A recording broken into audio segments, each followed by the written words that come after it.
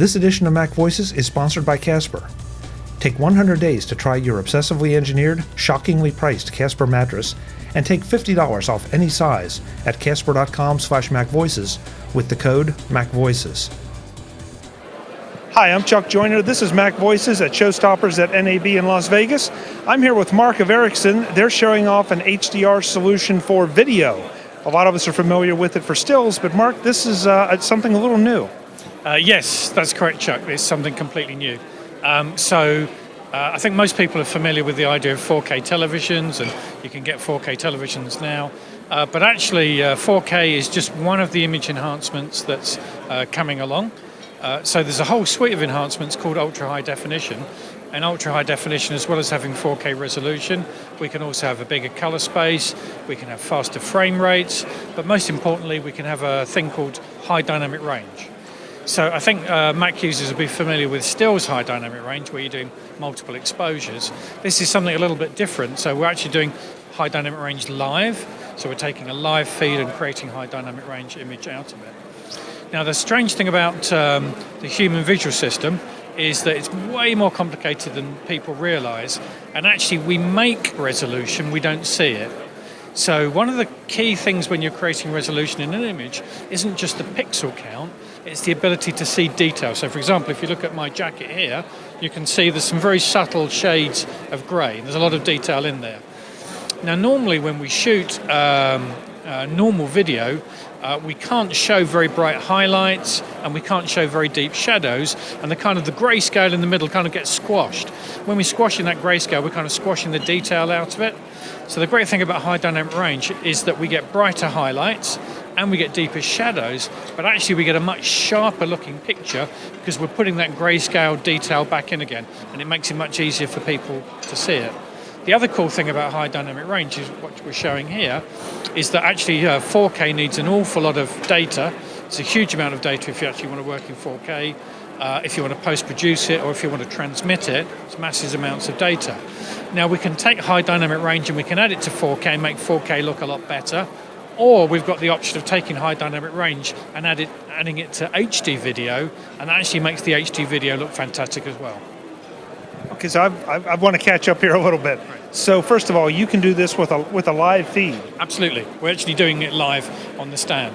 So this is something that's very, very exciting because the way that we do high dynamic range is that we're capturing the image off of the image sensor, and we're actually encoding it in a 10-bit container. We're keeping the dynamic range in that container, and we're sending it live through the chain, and then we can display it on a television that's capable of showing the high dynamic range. So high dynamic range is actually fairly simple. It's not such a complicated technology. In the past, what people did is that they shot with cameras that natively had a big dynamic range, but they were never actually able to use it. So you'd start off with a big dynamic range from the camera, but then you go into post-production, you go into Final Cut or something like that, and you'd actually have to squash most of that range out of the picture in order to show it on a conventional display, conventional television. What we're doing in high dynamic range is we're keeping much more of the range of the original camera, but we're passing it live through the chain to show on a television. So this does not require any special cameras other than an HDR or a high def camera. Well, that's one of the cool things about high dynamic range, is that modern digital cameras are already naturally high dynamic range devices. Pretty much all the good cameras out there natively grab HDR already. It's just in the past no one has really been able to use what they're able to do. And if you go back a little bit in history, well actually even today there's still a lot of film shot on 35mm that gets scanned in by the Hollywood community. 35mm is also a naturally high dynamic range format, but again, people haven't really been able to use that dynamic range. So what we're really doing here is something quite simple. We're not doing something bad to the image. So high dynamic range isn't kind of like an enhancement, it's kind of more like, well, we're actually doing what we should have been doing all the time anyway, but now we're actually doing it, right? And so this does not, I just asked about the camera, but on the receiving end, this doesn't require any special hardware or anything other than an ultra-high definition capable TV. So the most important thing that you need on the receiving side is an ultra-high definition TV with high dynamic range. So the first generation of 4K TVs have the same dynamic range that everyone's had in the past, but the newer ones coming out now actually have the capability of doing high dynamic range.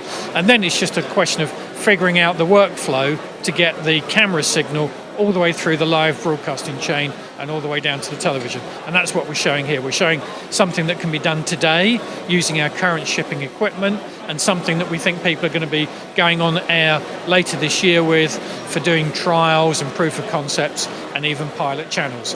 And then we think this is going to take off in the next few years because it gives you a hugely different viewing experience than you would have, for example, with a normal HD television. And as I said, it tremendously enhances a 4K television. It makes the 4K look a lot better. Or you could have a 4K television but send an HD signal to the television, but with high dynamic range, and it will still look fantastic. And this is obviously more for the broadcasting community and the people that are delivering the content. Absolutely. But it also encourages me, to go get the right kind of TV to take advantage of it. Because these images back here are fantastic. They are fantastic. And this is just the early days. And if you come back in a year's time, we'll show even more fantastic images than the ones that we've got now. Where can we send people to learn a little more if they're interested? Well, we're on the NAB stand, so you can come and see us in the South Upper Hall. And obviously we have a bunch of collateral on our website. We've got explanations for this technology, and we have white papers and a whole bunch more. I mean, it's a great time in the industry. You know, it's fantastic that we've got something that we can really reach out to consumers with and show something that's completely different from anything that they've seen before. We see a really, no pun intended, a very bright future. Actually, possibly there was a pun intended there. I think there was. The website is? Ericsson.com. Mark, thank you so much for the time. You're very welcome, Chuck. Folks, we'll have more from NAB and ShowStoppers in Las Vegas. I'm Chuck Joyner, and this is Mac Voices.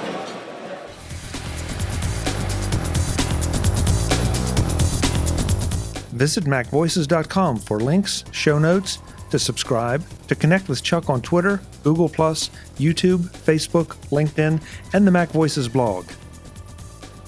Subscribe to our weekly newsletter, the MacVoices Dispatch, to stay up to date on all the latest MacVoices news from our front page or at macvoices.com/newsletter. Do more with your Apple tech by subscribing to the free MacVoices Magazine on Flipboard by visiting macvoices.com/magazine. Advertising and sponsorships handled by Backbeat Media at backbeatmedia.com. Bandwidth provided by CashFly at cashfly.com.